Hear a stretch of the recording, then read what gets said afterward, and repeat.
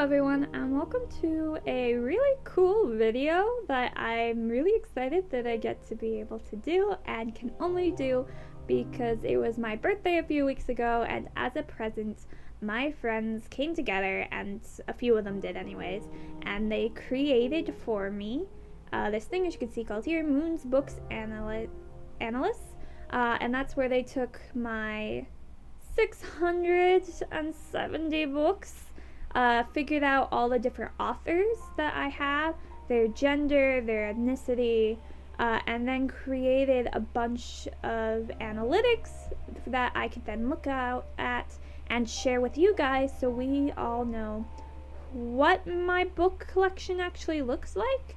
You know, what's dominating it, what do I need to work on, who should I be looking for more so than who I was, and all that stuff, which is just so freaking cool. So as you can see, this is something I personally have created, and this is my actual book list. So in here, every single one of my books is listed. We have the author, the name, the page number, is it part of a series? If it is, it also has what number in the series it is, who published it, have I read it, and then the IBS number, so you know, if you guys want to see what version of book I have, there you guys go, you can see it here. And then also the genre, so genres are essays, plays, history, mythology, school books, fiction, fantasy. I think that's all of them. I could be missing, but you'll get to see later on what they all are when we look at some of these statistics. But I just wanted to give you like a rough overview of what my books looked like. So this is all of them. Feel free to slow down or pause anywhere if you want to see them all. But if we get down here, we're about to end. We stop at 600 and almost there. 670 books exactly is how many I have. The next slot on this really cool analytics thing is the author's info. So this is where they took all the authors and they've genderized and statified them. So you can see these are all my female on the top half. These are all the male. And then you come down here and there's one and there's two that they were unable to identify, and I'm going to explain to you what they did. They said unknown for Aesop. Aesop I would consider a male, but they put him unknown because he might not even be a real person. And Laura Lee Hope is just an acronym for a company that wrote children's books like Hardy Boys and Nancy Drew and the Bobbsey twins. So that company wrote these books, and then they used a single name to make it seem more personal. But in reality, it was just a big company mass producing these books and making a fortune off of them. Then we move on to this, which just is like a brief summary. I'm kind of going to skip over this because all of this information, they then turned into charts for me, which is super cool. So you can see that I have read only about a fourth of my collection, which fair enough, I collect more than I read. You can see genres here, so like history, myths, fantasy, fiction, school, poetry, plays, essays, all that stuff. You can tell that my biggest I think is history, and then we follow by fiction, by fantasy, and by mythology, and then essays, plays, poetry, and school have that little section there, which I think makes sense. These things are the easy things to find. I specialize in collecting this, which is why it would be bigger than some of the others.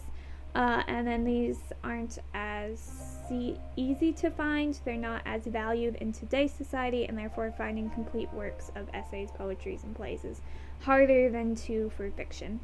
So that's why that looks like that. We go into the gender chart. So now I'm going to explain to you why the male is so significantly bigger than the female in my collection, and that is because I tend to collect 20th century and earlier. I don't care for collecting much in the 21st century except for fantasy and a few other select historical books, but otherwise most of my collections is 20th century and earlier. And that's when male writing was more dominant. They were more prized, they were more preserved, and therefore they were easier to find today. I do, every time I can find a complete work from a female author, I pick it up and add it in, which is why I'm actually quite pleased that the female's this big. It shows that I have been actively trying to get a good chunk of women voices in my collection. So I'm definitely I'm making an effort, and I will continue to make an effort to make sure that all voices are heard. But I'm also, if I see a male's complete works, I'm going to pick it up always as well, because to me, what matters in a collection is that all voices who wrote and said something, had something to say, have a safe place here, whether they're male or female. So I think I'm not surprised by this. I don't think this is going to change very much in the future, but that's why this looks like that. Now the most interesting graph in my opinion is the country graphs, where we have the United States dominating, which isn't surprising. I live in the United States, and therefore it's easier to collect complete works from authors who have also lived here. Next up is England. Again, not that surprising. There's also the UK and United Kingdom here, so I actually have even more from that area. But what's kind of cool is that China's my next biggest representing, and then got France and Canada, and you can see here how many of each books I actually have. And yeah, I get it. It's not many from around the world. This is definitely something I want to work on. I definitely collect, again, most of my collection is whatever I literally find, and that just happens United Kingdom, United States, it's easier to find those books than others. But whenever I can find an author from another country, I do try to pick them up. But there's also a barrier in language. I can only read English, and therefore the only language that is in my collection are English translated works. So if an author never got translated to English, they won't find their way into my library, because I don't want books in my library that I can't read. And again, that's just the nature of my collection. I have huge respect for people who collect books in languages they can't read. It just does not make sense for what I'm doing and for what the purpose of my library is. And then we have one last kind of cool one, which is the average pages per genre. This one's a little messed up in the calculations, and that's not a fault of my friends, that's a fault of me. I'm very inconsistent when it comes to labeling things. So as you can see, I've labeled like some plays and some play. And as you can see, the ones I've labeled play were usually single plays, and therefore have a lower average than my very big plays.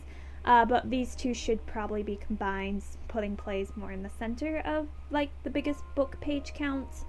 Poems is the same here, so it would drop down quite a bit, which means my school books would probably be my biggest page count, which makes sense. School books are books that I read for school and bought for school, and most of those are collections of various like essays and plays and stories and poems from a single timeline, because I was an English major who did a lot of literature-based classes, which means that I have a lot of those anthologies of like, these are all the big authors from the 1900s, and this is all the big authors from the 1800s in England, or from this place and this place, or these are all the big African-American authors, and those books are massive, which is why this number is so high.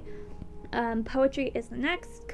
You collect all of someone's poetry, and it adds up fast, followed by essays and fiction, and then mythology, which these two would average out, but I don't think it make much of a difference. Fantasy, and then history. The reason history is so small is because I counted American Girl and Magic Tree House as history books, and anyone who's read any of those knows those are tiny books, so they have dropped my historical page count down significantly. I'm curious what it would be like this number would be like if I removed those books from it. But I think the most interesting number to look at for this is actually this one right here, which is the grand total. None of my weird labeling mistakes or inconsistencies will mess up this number. This number is still accurate, and that's the overall average page number of my books is 356 pages, which I think is pretty cool. It kind of shows, especially when I talk about how many like American Girl books. I have a historical book collection that they average about 100, 200 pages, and I have a lot of those books. I think that shows just how many books I actually have in the over 1,000 pages count, to the fact that despite having way more tiny books, my other books are so big that they've brought the average up to like this nearly 357 pages worth.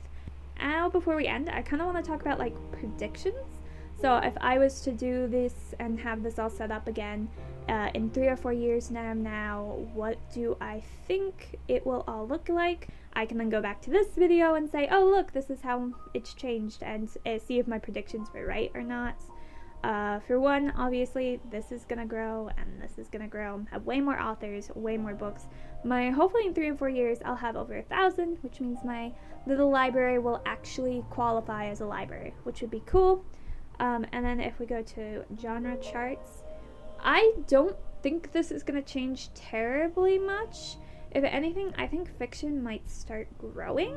I think history might get a bit less as I get out of school and I'm not picking up as many like historical books for school.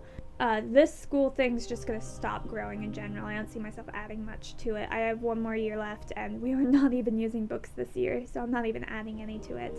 I think poetry, plays, and essays will try to grow. But the truth is, I think I'm going to be growing history, fiction, fantasy, and myths to such a rate that this will kind of stay stable. I do think the blue's just going to destroy the red. It's going to eat it. There's no way. I'm not reading as fast as I'm collecting. I don't think I ever will. So I do think this is going to get a lot worse in 3 to 4 years than it is now. Gender-wise, I hate to say it, but I think the males will actually continue to dominate the female, and if anything, this might get worse. And that's just the nature of the way I collect. I will always keep my eyes out for female authors, but the moment I find a complete works, it goes into the collection. And the truth of the matter is there are more male authors out there throughout history than there are female, and therefore my pie chart's always going to represent that.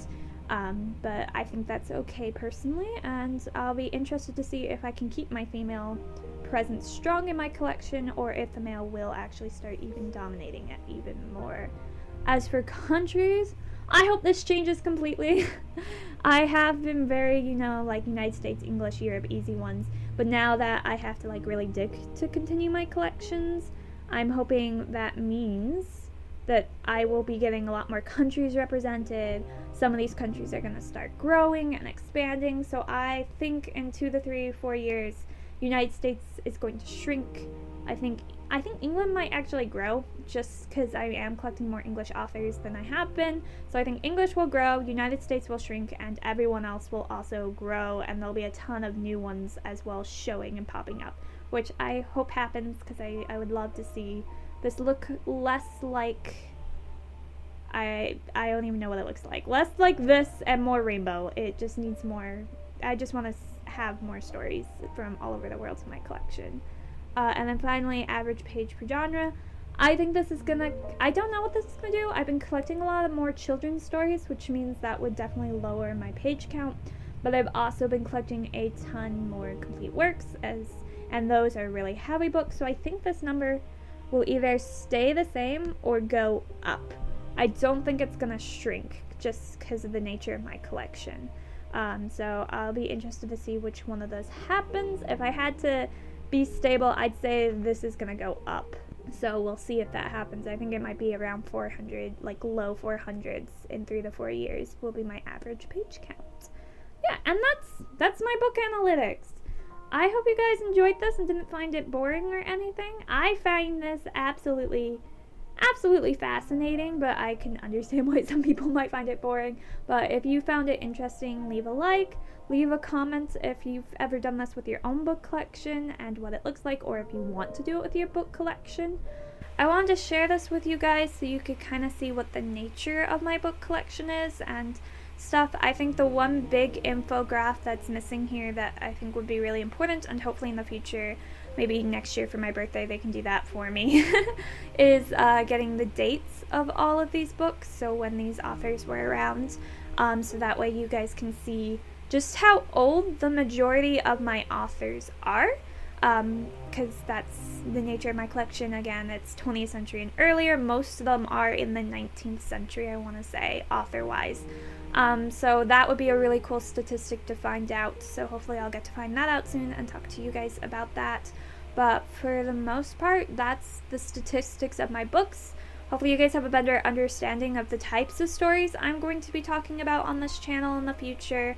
And I could also explain to you why my collection looks the way it is. If you have any more questions about my collection, or why something is the way, or you notice something in my collection you're curious about, feel free to leave a comment. I'll do my best to answer them all.